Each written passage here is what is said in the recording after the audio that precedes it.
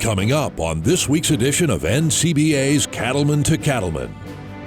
Improving your herd health programs can have a positive impact on both the health of your animals and your bottom line. Today, we're sharing valuable management tips from Merck Animal Health that can help cattle producers in all parts of the country. And now, NCBA's Cattlemen to Cattlemen. Hello and welcome to NCBA's Cattlemen to Cattlemen. I'm Kevin Ochsner. As the voice of the cattle industry in Washington, D.C., the National Cattlemen's Beef Association makes a difference for cattle producers. Every day, the D.C. staff works on a number of policy and regulatory issues that could impact the U.S. beef industry. We've got an update on what's happening in this week's Beltway Beef Spotlight.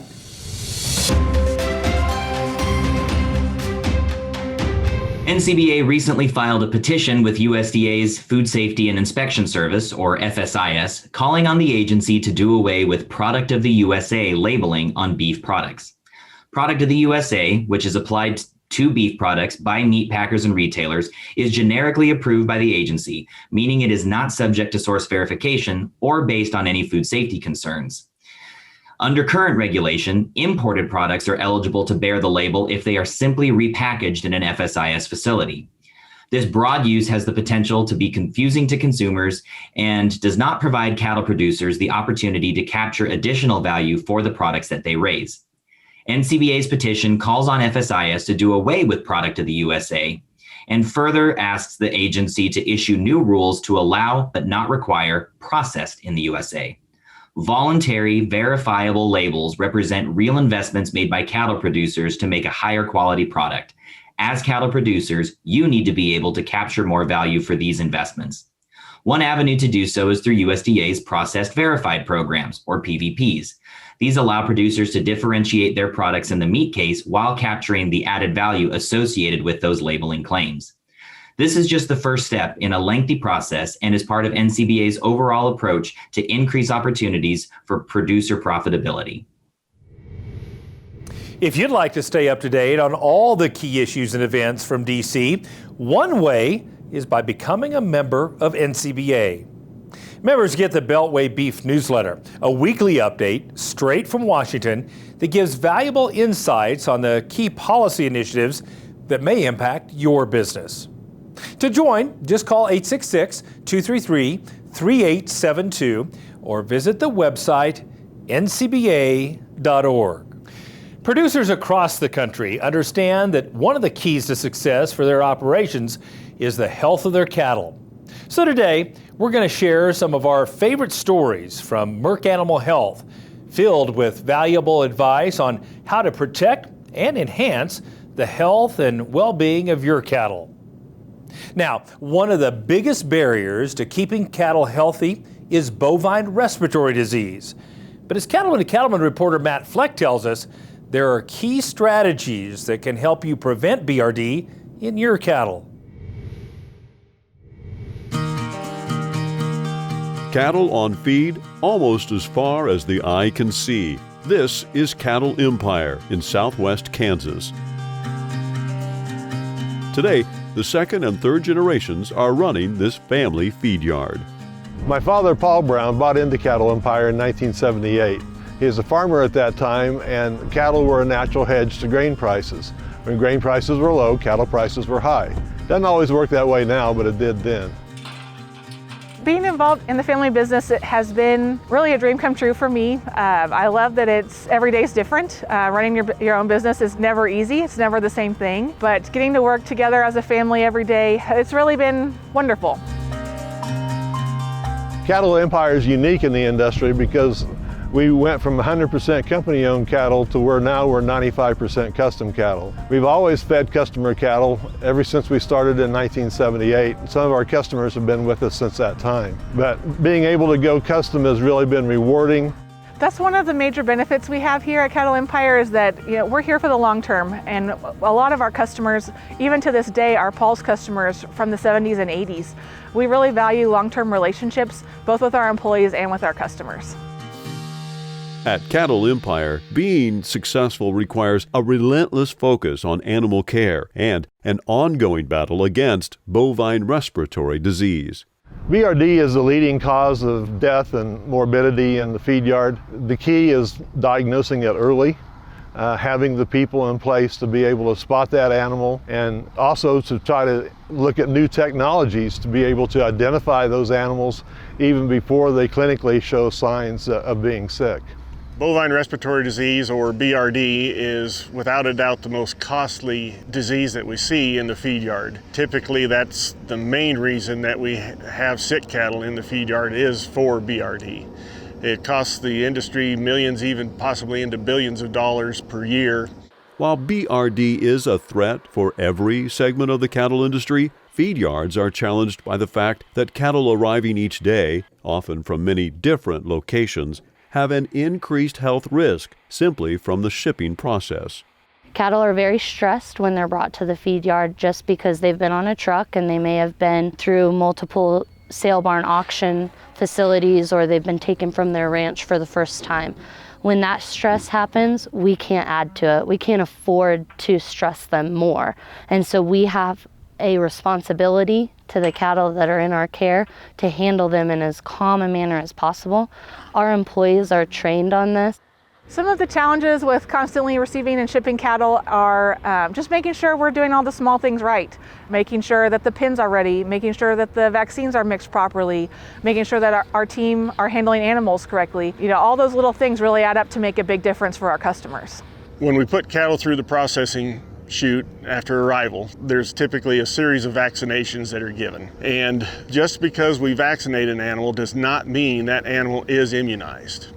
We have to understand that that animal has to be physiologically capable of responding to the vaccine. And by the stress of the marketing system that a lot of our cattle go through, the truck ride to the feed yard, and then again the handling at the feed yard, so much of that can raise the stress on those animals and they simply can't respond. So getting them in to a pen that they can find feed and water, basically rehab themselves for a short period of time before we vaccinate them, is key. Also important is ongoing training of all employees at the feed yard in beef quality assurance, or BQA, animal care practices, so everyone can work together to handle animals correctly and to identify any that may be showing BRD symptoms. When an animal does get sick, using the right antibiotic reduces treatment times and the amount of antibiotic used. So when we pull an animal to treat him, the goal is, number one, to get him back on the road to performance as quickly as possible. Every day that a calf is sick, his performance gets worse. Ranch to rail information indicates that there's around $90 lost in performance for every time a calf is treated. In order to get that calf rehabilitated and ready to perform, it's so important to, number one, find that calf early in the disease process so there's less damage done by the pathogen. And number two, get him in an environment that he can recover. Timely treatment for our sick cattle when they do get sick at the feed yard is so important. If we can identify illness in an animal and get them treated with the right antibiotic, then we can get them back on feed. Once they're back on feed, their immune system will start working in a more robust manner because we've primed it with vaccines on the on-arrival protocols. And so once we get cattle back on feed with their immune system working, we have a better chance at feeding them successfully through the whole feeding period and then getting a better closeout for those customers. Handling vaccines with care is also key, storing and mixing them properly, keeping them cold, and using them up quickly. New technologies, better access to performance data, and BQA practices that emphasize low-stress handling are all valuable tools that work to keep cattle healthy and help cattle feeders give their customers what they want. Herd health is important for our customers here at Cattle Empire because every time you pull an animal or treat an animal, that costs money, and we want our customers to have the biggest return that they can. My father had the slogan that Cattle Empire is nothing but a square deal. That's what we guarantee you. We don't guarantee cost of gains, but we do guarantee that we will give it our all to make sure that the cattle perform the way that they ought to, and the way that's most economical to the customer. At Cattle Empire in southwest Kansas, I'm Matt Fleck, reporting for NCBA's Cattlemen to Cattlemen.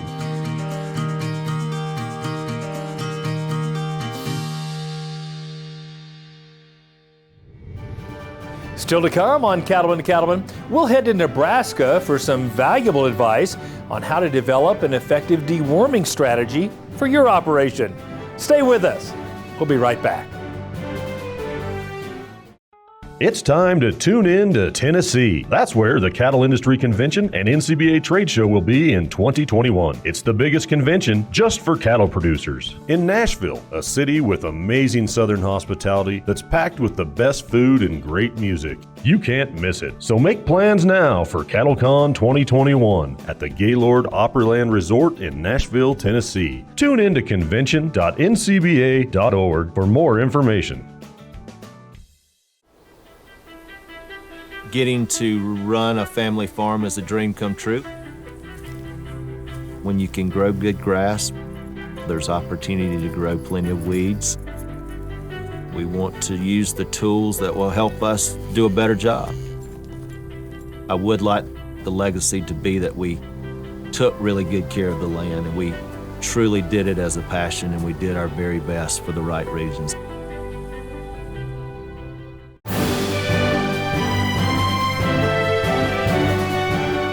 Internal parasites can be major profit robbers, cutting an animal's ability to gain weight and maintain health.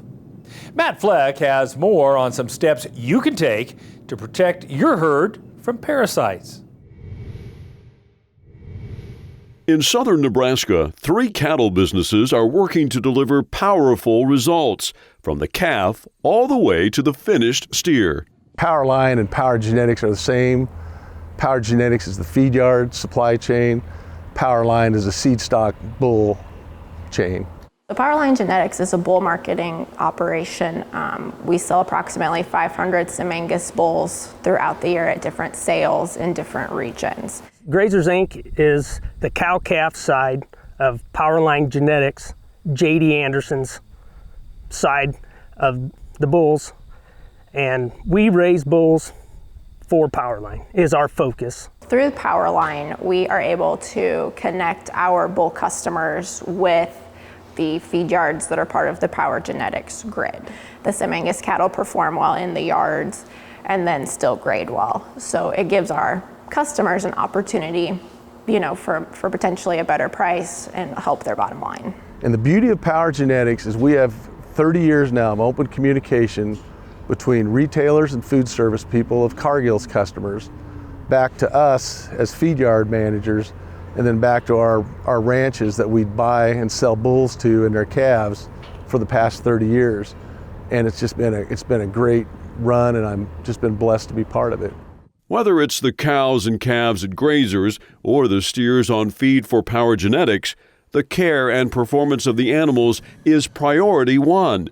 And for this team, as for producers everywhere, there is an ongoing fight against internal parasites that can negatively impact herd health. Herd health is everything because, one, the data would show that every time an animal gets sick, it cuts its ability to grade choice literally in half each time. 2, from a performance stand, it's big.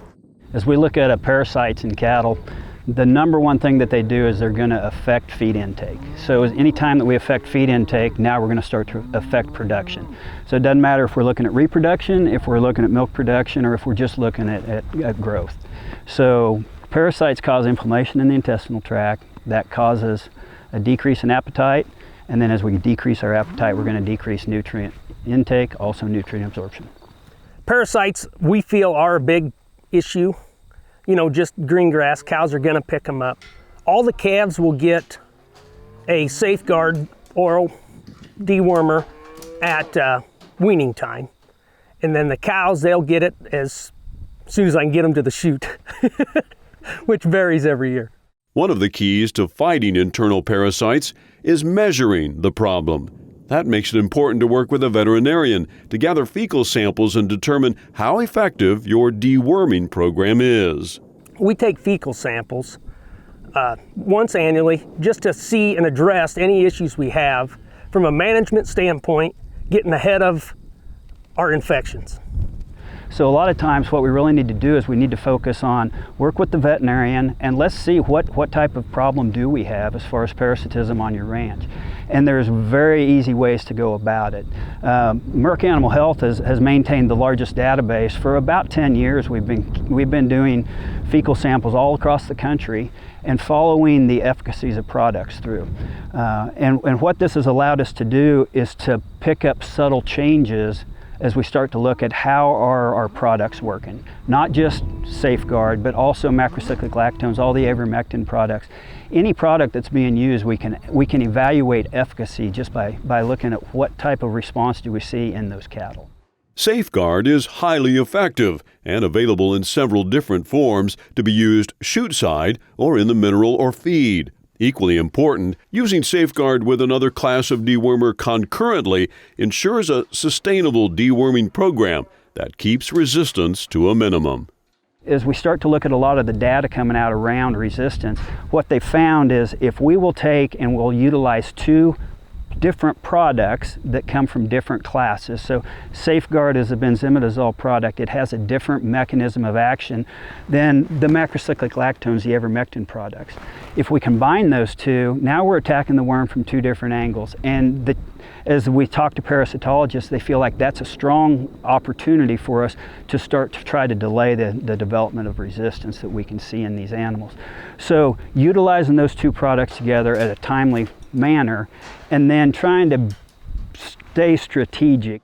Both the research and experience show once an effective deworming program is in place, cattle performance is improved. Since we've started using Safeguard here at Grazers, I can see the cattle coming on feed, hitting the feed bunk harder, and really gaining just feed efficiency, overall feed efficiency. You can see that, the cattle just do better. If we can really get on top of parasite loads, it ties everything else that we look at in herd health, our vaccination programs, our implant strategies, everything ties back in to where did we start at when we look at this. If we look at a cow-calf sector, a study that was done at Iowa State would indicate that it's about a $200 value to a good deworming program at the cow-calf level as we start to look at weaning weights, reproduction, all those things associated with it. So deworming is key strategy when it comes to herd health programs.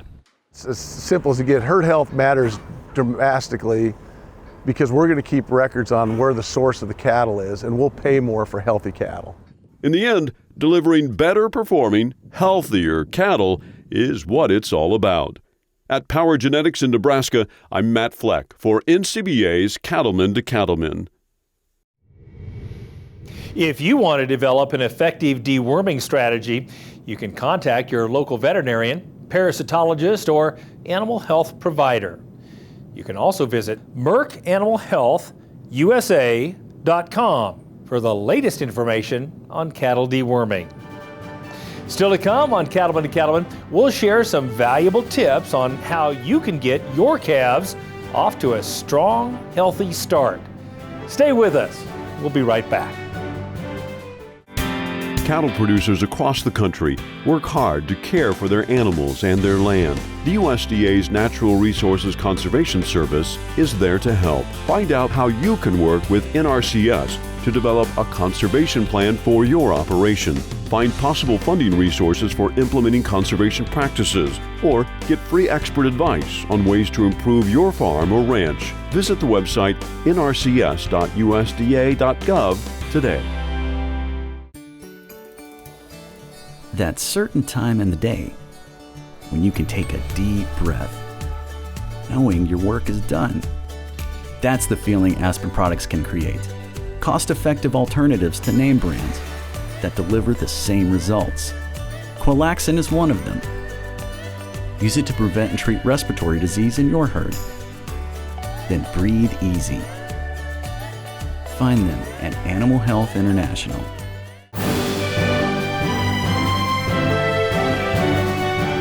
Cattle producers know not only do sick calves represent lost productivity and increased labor, the financial impact can be devastating. Cattlemen to Cattlemen reporter Brian Baxter takes us to Oklahoma to see how new options in intranasal vaccines can help producers improve the health and performance of their calves while adding to their bottom line. In eastern Oklahoma, Colby Cunningham and his family are carrying on a ranching tradition that began more than 100 years ago.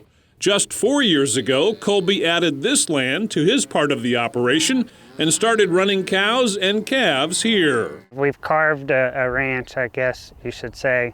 As far as you can see, was all timber, not big timber, but timber that you couldn't go horseback through, you couldn't walk through, nothing. So we've came in and dozed it, leveled it, seeded it in some areas, cool season and warm season, to get it capable of running a cow. The main thing I look for is when cattle get up, I look for a stretch. A sick animal never stretches. I love to walk through the babies, and every time a baby gets up and stretches, it means he feels good.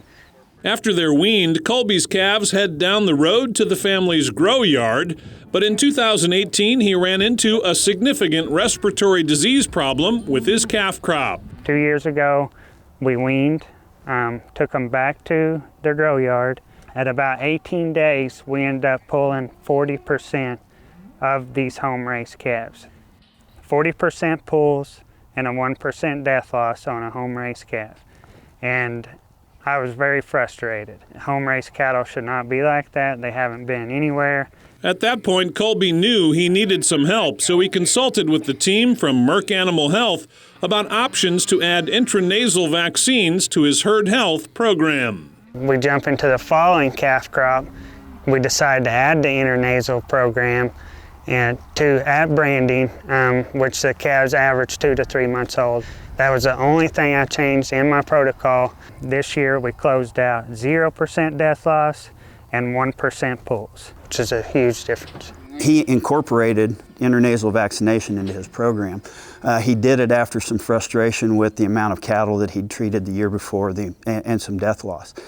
In cattle that had been well vaccinated, that he didn't feel like he should have that issue. So as he incorporated intranasal the next year, he saw a dramatic decrease. I mean, he treated very few cattle. He didn't lose any cattle. To me, I'm a big data person. Everybody can say what they want to say. They've done this, they've done that. But I have visually seen the difference between the 2 years versus intranasal, no intranasal. Just the difference between pulls and retreats, feed conversions, I mean, the list goes on and on. But the addition of an intranasal at that young age may have been what was really setting these calves up to where when the preconditioned shots came into play, and then these cattle moved into the grow yard where they were going to be backgrounded for 45 days, they were better set up to handle that change and be ready to grow when they got there. I think the immunity response that we built from it as a baby through the intranasal is extremely good. And I'm excited to keep using it year after year at branding, and I think it's a great opportunity to give it as a baby. Dr. Park says new options in intranasal vaccines do provide producers with the ability to protect their calves at a younger age. Nasalgen 3 is it's a product that we just received approval on. It's a product that's been in the works for a long time. Now we've created an opportunity to address calves at a younger age. So many times when it comes to the management of those animals, we're stuck with what the producer can do. And we're stuck with what environment will let us do. So it creates an opportunity, a bigger window for us to stimulate good immunity in these animals. Along with another product that we have, Once PMHIN, which is a Mannheimia pastorella product that we can put intranasal. Now we've got two products that fit very well when we start thinking about neonatal respiratory disease that we may see on grass, especially in these spring calves, or that we may see in that fall time frame on some of our fall calving herds. If we can stimulate immunity in those young calves when we're talking about branding, or even in some of our stocker animals that may be coming in, if we can stimulate a rapid immune system at the point of entry of a lot of these bugs, we can set these animals up to succeed as they continue in that process. And Dr. Park says the way intranasal vaccines are administered creates a less stressful experience for the animal. Intranasal vaccines, as we look at products like Nasalgen 3 or once PMH-IN, what they do is they create, in a setting where animal welfare has come to the surface and we're focused on animal welfare, BQA is a huge issue. So anything that we can do to reduce the number of needles we put in the animal, increase the quality of beef that we're producing is going to help us. So there's no needle. It can be with a cannula that goes in the nose, or it can be with a gun that may create a mist. So there's various opportunities as far as delivering the product. So yep, we're leaving the needle out. We put it in the mucosal surface, let the immune system go to work. Dr. Parks adds that working closely with your veterinarian is key to creating a successful herd health program and keeping up to date with vaccine options that can make an impact on your bottom line. We like to think that if we precondition cattle, the benefit may be at farm level. As we wean these animals, we get growth, we have healthy animals, they just perform better for us. So that's part of it as well. It's not just price per hundred as much as it is what is the total dollar. We're selling pounds. It boils down to we sell pounds in this business. I feel like the vaccination program is very important, and we're doing it to make money. I'm doing it to make money, and healthy cattle make more money any day of the week. On the Cunningham Ranch in eastern Oklahoma, I'm Brian Baxter reporting for NCBA's Cattlemen to Cattlemen. If you'd like to learn more about intranasal vaccines and how they can add value to your herd health program, visit the website nasalgen.com. Still to come on Cattlemen to Cattlemen, we've got a look at some valuable technology from Merck that can help stimulate weight gain and improve the feed efficiency of your cattle. Stay with us. Nasalgen 3 is a new 3-way intranasal BRD vaccine that offers young calves unrivaled protection against devastating respiratory diseases, including IBR, BRSV, and PI3.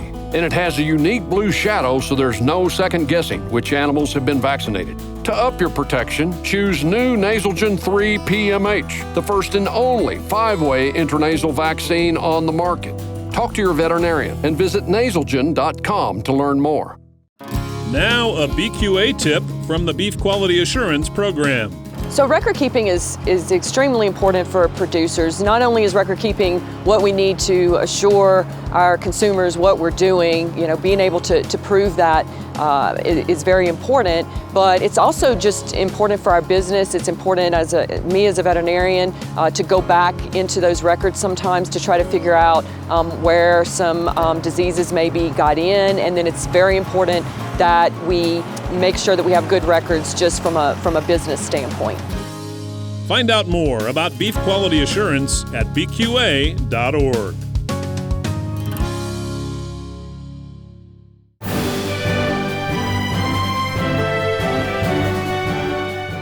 It's no secret that a reduction of input costs can have a positive impact on profitability.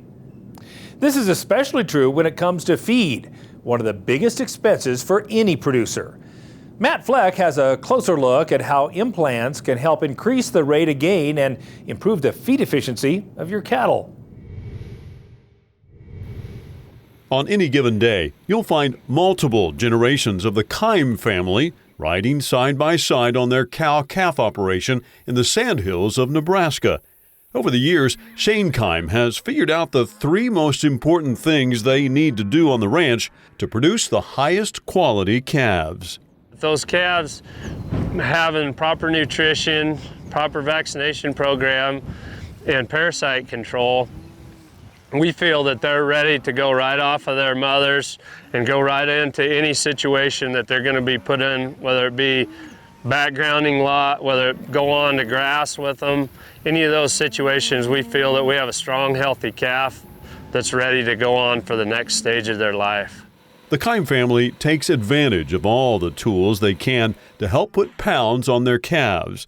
One example is implants, a proven technology that improves an animal's rate of gain.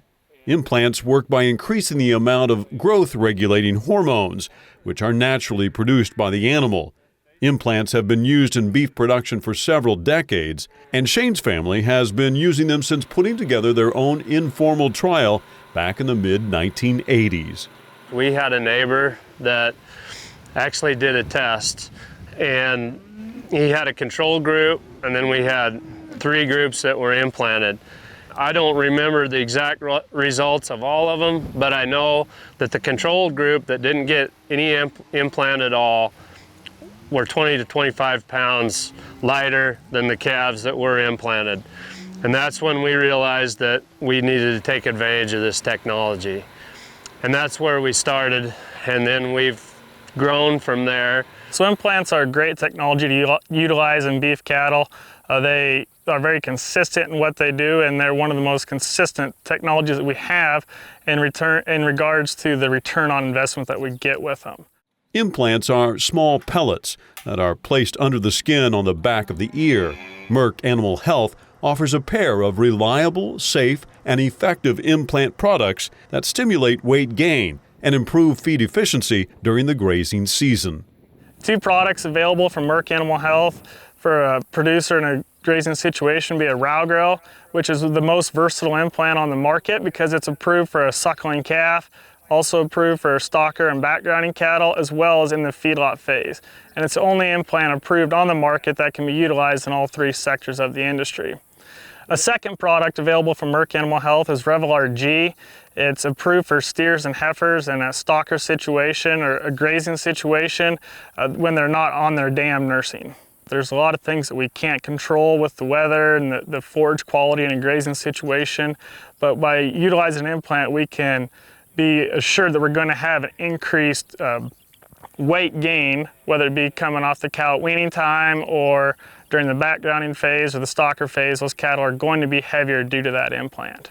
On a suckling calf, we use Rowgrow. When we're ready to go to grass with those calves, we use a Revelar G, and then we go on to grass with them. And we actually have some of our buyers that prefer the calves to have had 2 implants because they feel when they give them their next stage implant, they respond a lot quicker. There are several common misconceptions related to implant use in cattle. One misconception is that implants can have a negative impact on feedlot performance. A lot of times producers are concerned that the feedlots don't want to buy these cattle because they've been implanted, and they've been led to believe that the cattle aren't going to perform as well in the feedlot if they've been implanted while at the ranch. And years and years of data has consistently proven that that is not the case, that when you utilize the correct implant that is approved for that class of animal, whether it be a nursing calf or a stocker animal, those cattle will continue to perform at the next level regardless of their previous implant history. So we just try to talk them through it, talk them through what these implants do and how they work and why they should still allow animals to grow at a rapid rate at the next stage. Although some consumers believe so-called all-natural beef is better or safer, Dr. Nuttleman says it's another myth that implants significantly raise the hormone levels in the beef products consumers buy. And we compare the amount of hormones that are in beef compared to other natural foods that are consumed by humans, it's such a minute amount of hormone that it's not even relevant from a discussion standpoint. In fact, implants have been thoroughly tested by the Food and Drug Administration to ensure they're safe. Implants also fit in with a growing public interest in sustainability. Since implants work to make cattle operations more efficient, the result of their use is the production of more beef with fewer resources. Rowgrow and Revelar G are 2 products from Merck Animal Health that help us be more sustainable by being more efficient with our available feed resources. We can't always control the amount of resources we have on our ranch, but we can utilize an implant to generate more pounds with the same resources that are available to us. We're losing acres all the time, grazing acres all the time. And I think we've got to use all the technology out there we can to produce the same amount of beef on less acres. And with these implants, that's a technology that helps us do that. At J.H. Keim & Sons, the goal is to always produce the best cattle for their customers. Shane knows he can rely on Rowgrow and Revelar G from Merck Animal Health to help them reach that goal. Our profit margins are really slim, and most of it's because of our input costs.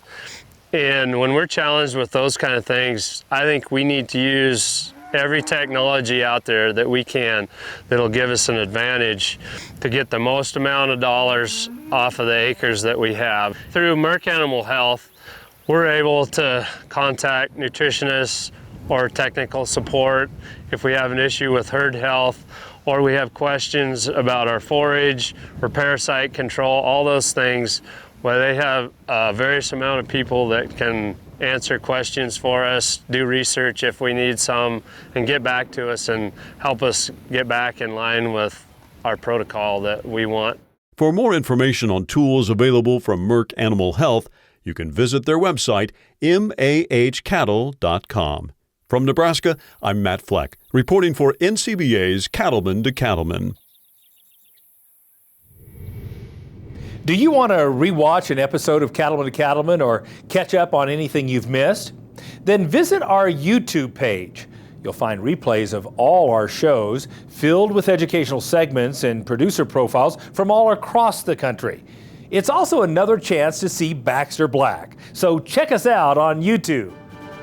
Still to come on Cattlemen to Cattlemen, we'll tell you about a great product that can have a positive impact on your reproductive management program. Stay with us. We'll be right back. Hi, everybody. I'm Tom Elliott with John Deere.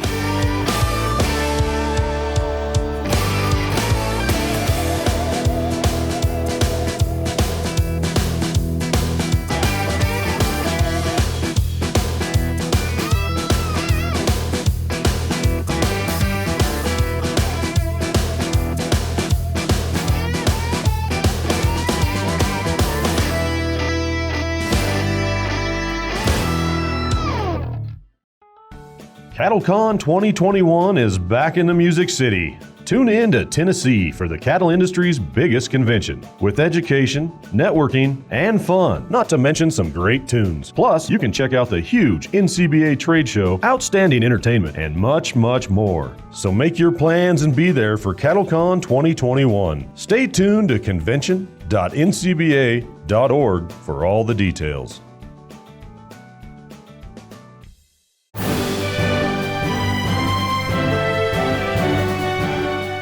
Efficient reproduction is vital to the success of any cow-calf operation and not something that should be left to chance. Cattlemen to Cattlemen reporter Brian Baxter has a look at a product that can help producers take the guesswork out of their breeding programs, which can save both time and money. The Sandhills of Nebraska is where you'll find Keneally Angus, a family-run seed stock operation. I'm a fourth generation rancher. There's the sixth generation living on the ranch right now. My father started in 1960 with 20 purebred Angus heifers when Angus breed wasn't very popular. We run about 3,000 registered cows. We market bulls primarily through 2 production sales every year, one in November and one in March. The Sandhills is a great place for cattle. It's a very delicate part of the world and requires a lot of management. If you take care of the ground and the cattle, they'll pretty well take care of you. At Keneally Angus, taking care of the cattle includes a strong focus on reproduction management. They use artificial insemination to breed all their cows. Fertility and reproduction on any cow-calf operation is paramount to success and profitability, and more so on our deal because we are supplying genetics to commercial cattlemen that need that leg up in their daily operation. We AI the cows one time on a synchronization. We synchronize all the cows, and we do that and able to concentrate our labor. We're out on big country a lot of the times in big pastures, and checking natural heats is not very feasible sometimes. So we're able to synchronize and concentrate our efforts on different groups at different times. On any cattle operation, if cows can be brought into heat at the same time, producers can reap the benefits of fixed-time AI breeding. This allows a large group of females to be bred in a single day, creating a tighter calving window. Well, obviously fertility is the most important economic trait that we have here, and we're breeding back in quick, fast intervals, and we can move on and do other things. So from a labor standpoint, from the having calves that are all the same age, contemporary groups are the same, for marketing bulls that are the same age, it all kind of plays into our favor that way. As we start to shorten that calving season, as we start to increase the number of calves that are born within that first cycle, obviously what we're doing is we're going to create an animal that has a uniform weight as we start to market them. As we take these animals to sale barns, if that's where we're selling them, or even if we're selling them through some of the other auction options, uniformity is a key driver as people start to look at the animals. They want uniform animals and they like to have numbers. The more numbers they can put together and the more single source, the better off we are health-wise a lot of times as we start to look at these animals. Recently, Fertigil from Merck Animal Health received expanded indications for use in beef cows. Already approved for use with Estramate to synchronize heat cycles to allow for fixed-time AI in dairy cows, the new label enables the two products to be used on-label in beef breeding programs. Fertigil, it's a product that's been around for a long time. It's been utilized a lot in the dairy sector. It's been utilized in fixed-time AIs. The purpose of GnRH is to help stimulate that ovulation. So as we look at the use of this product in a fixed-time program, we use Estramate to create the heat, and we use GnRH at the time to try to stimulate the ovulation. The two of them working together is what helps us accomplish these synchronization programs. And what we found with the use of Estramate is the longer half-life than we see with some of the other prostaglandins on the market. As we're starting to try to manipulate this cycle, the longer half-life, the longer opportunity that drug has to act. We hear that we're getting better results as far as trying to stimulate, ovulation or to stimulate heats in these animals. We use Estramate and Fertigil as part of our synchronization protocols and have had very good success with that. As many variables as we deal with in a synchronization protocol and with Mother Nature, having a product that you're comfortable with and that's very consistent is a big piece of the puzzle. There's a million different challenges out there, so as many variables as we can take out of it by having the right product increases our success rate. The cost of not using tools like these can be significant. Research shows that for every 21 days a cow is not pregnant, their calf will have a 30 to 60 pound lower weaning weight. To be successful, it's key to pay close attention to reproduction protocols. Attention to detail is critical, not just in the timings, but in the administration. Make sure we administer the products appropriately, that we're putting them in at the times that we're supposed to be putting them in. And then if we're doing a fixed time AI, making sure that we're setting that program up to where it works for the labor force that we're going to be dealing with to do it. On synchronization protocols, I think it's extremely important to pay attention to the details. To follow the protocol to a T, to give the shots correctly, to do everything that you can do. There's an awful lot of variables that goes into breeding cows or heifers, and I think it's very important that we control every piece of it that we can. It's not that every herd will AI, a lot of herds are natural service, but work with your veterinarian, work with your reproductive specialist, because there are advantages and there's times when we can utilize estrus synchronization in all groups of animals. It's just what opportunities are there within your specific herd that we can utilize these tools to try to improve profitability by grouping your animals together and taking advantages of what we can do by shortening breeding seasons and grouping these animals together. Bottom line, improved management of reproduction in the cow herd equals a more uniform calf crop and the opportunity for greater value on sale day. In the Nebraska Sandhills, I'm Brian Baxter reporting for NCBA's Cattlemen to Cattlemen. For more information on this or any of Merck's full lineup of products, just visit their website, merckanimalhealthusa.com. Up next, it's time for a visit with the cowboy poet Baxter Black. Stay with us. Beefmaster is the breed built for maternal excellence. So if you're looking to build your herd, be sure to check in with Beefmasters Breeders United. Find out more at the website beefmasters.org. We know you're up before the dawn because the cattle rise before the sun. And you spend long hours in the saddle because the herd isn't always over the next rise. And you care for the land because you know It takes care of your family. And we know you do great work. And it's time to tell that story to the marketplace. IMI Global is here to help you do just that. Did you know that Prefert makes over 1,000 different farm, ranch, and rodeo items? And now, thanks to Prefert Direct, it's easier than ever before to get access to every item Prefert makes delivered direct to your local dealer. For more information about Prefert Direct, visit us at prefert.com. Prefert, America's #1 name in farm, ranch, and rodeo.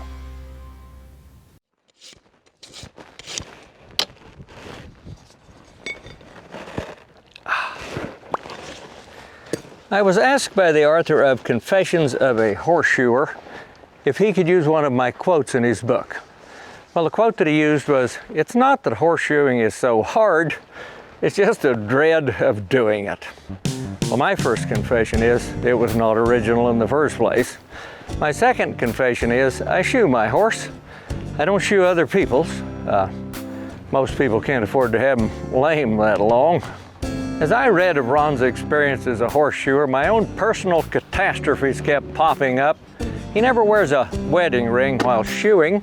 While filming an episode of Out There, in my case, about palpating cows barehanded and losing my wedding ring inside the cow, I lent it to the film crew.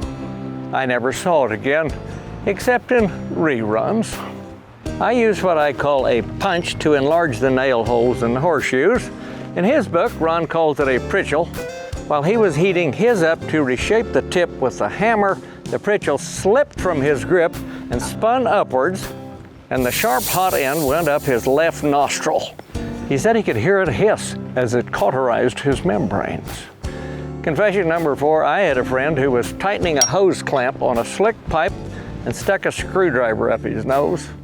I can't remember if it was a standard or a Phillips head. Another of Ron's stories recalled while trimming a cow's foot, he restrained her by running a rope from her foot to an overhead rafter in the barn. Well, she objected, of course, kicked out, and pulled the roof down on top of him. Confession number 5, in the lifetime process of learning which horses not to tie hard and fast while shoeing, doctoring, or cinching up, I've pulled down porches, cyclone fences, T-post statues, totem poles, chimneys, and signs saying, "Don't tie your horse here." Well, the book was great, but Ron never answered the eternal question. Why do some people become horseshoers? Well, for myself, I can only explain it by asking, why do some dogs chase cars? This is Baxter Black from Out There. From the very beginning, Ritchie has been dedicated to one thing: helping people deliver fresh, constant water to their animals. Today's Ritchie waterers rely on a valve design that remains much the same as it was in 1921. It's a simple idea: do it right, and the rest will take care of itself. We never set out to create a company that would be around for 100 years. We just wanted to create something great. Hey guys, my name's Buzz Brainerd. You may not know me, but you probably recognize my voice from the Music Row Happy Hour on the highway on Sirius XM and mornings on Y2 Country. Now I would like to invite you to join me August 10th through the 12th for the Cattle Industry Convention and NCBA Trade Show. This is the event for the cattle business, and it's one that you do not want to miss. Come on back to Nashville and CattleCon 21. For all the details, go to convention.ncba.org, and I'll see you here. Time now for Weather Watch with meteorologist Matt Makins. Matt Makins here, keeping an eye on the weather and climate in this situation. I'll have your end of June into July weather outlook as far as moisture is concerned. Right behind me, that's where drought has improved or got worse throughout the month of May. And we chatted a lot about the drought situation on that last C2C. I showed you the hay impact and corn impact areas in terms of drought. In this one, let's focus on where we saw notable improvement in the drought. Eastern Colorado, especially the southeast. Southern Texas was rather wet during the month of May into early June, and that saw a notable improvement in the drought conditions. However, far western U.S., northern high plains, the Midwest, and out across the east, that's where we saw the drought getting worse, and we may see that continue going forward. So again, we're going to continue to watch that. Now, speaking of going forward, this is the June weather outlook. I took May, looked at the most recent and most similar years to what we saw precip-wise in May. And let's carry that forward for June and July. Call that an analog forecast or similar weather pattern forecast to years we've already recorded. So if we look June, take this weather pattern forward, we're still going to be looking at wetter weather, and the greens and the blues here for the central and southern plains. The Gulf Coast states rather wet, perhaps too wet in some cases. You look at the northern high plains, sections of the Midwest and Corn Belt out to the Pacific Northwest, and sadly, the outlook for June, as history does repeat itself, will be drier than average. Let's go forward. Let's go into July now. And we start to see that weather pattern shifting. Drier conditions, remaining dry for the northern high plains, becoming drier in the central and southern plains, perhaps some hit and miss moisture for parts of the Corn Belt and the upper Midwest. And then watch this area here, desert Southwest. In the three most recent and most similar years on record, we did see an uptick in moisture, much needed for this year, especially with the drought, but for the Four Corners region. And that's the monsoon, the increase in humidity that brings in that moisture for the desert Southwest. Now, July may be promising in this regard, but if we go out into August and September, I think the western U.S. stays rather dry. I'm actually working through all that data now, discussing the monsoon, discussing the moisture outlook for the rest of summer into early fall. I'm putting that all together for you. I'll be writing that in the July edition of National Cattlemen newspaper. Between now and the next C2C, I'll continue to update you on the summer temperature outlook, which will be a scorcher out to the west. More on that next time. Well, that wraps up this edition of NCBA's Cattlemen to Cattlemen. We sure appreciate you spending time with us. We'll see you again next week, right here on RFD TV.